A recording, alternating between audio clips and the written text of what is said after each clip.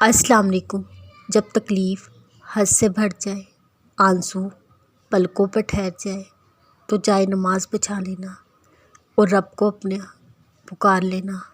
تمہیں لگے گا برسوں پرانا بوجھ دل سے اتر گیا، اتنا سکون محسوس ہوگا جیسے ہر غم زندگی سے نکل گیا۔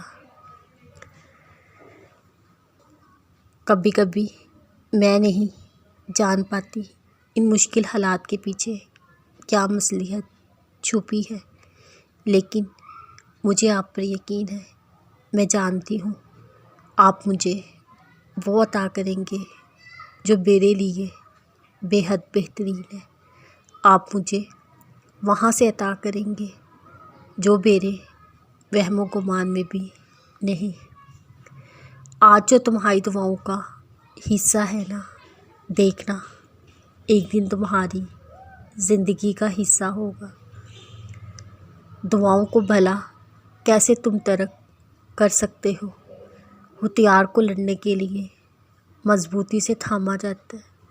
جب دعا اور نصیب مد مقابل ہوتے ہیں تو دعا کے آگے مقدر بھی اپنا سر جھکاتا ہے۔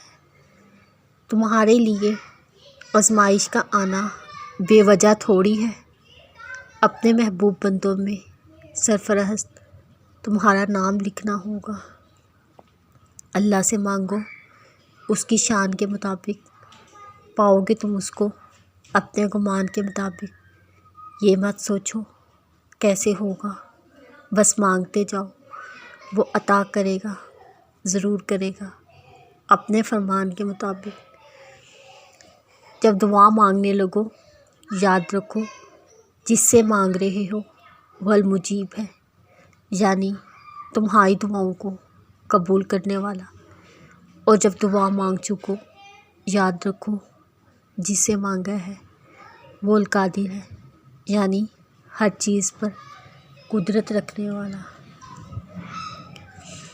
میرا اللہ ڈھیروں رحمتوں سے نواز دیتا ہے، نم آنکھیں لیے جو آسمان کو تکتے ہیں اور سوال کرتے ہیں آخر کب تک۔ باد صبا کے ذریعے ان کو تسلی کا پیغام دیتا ہے۔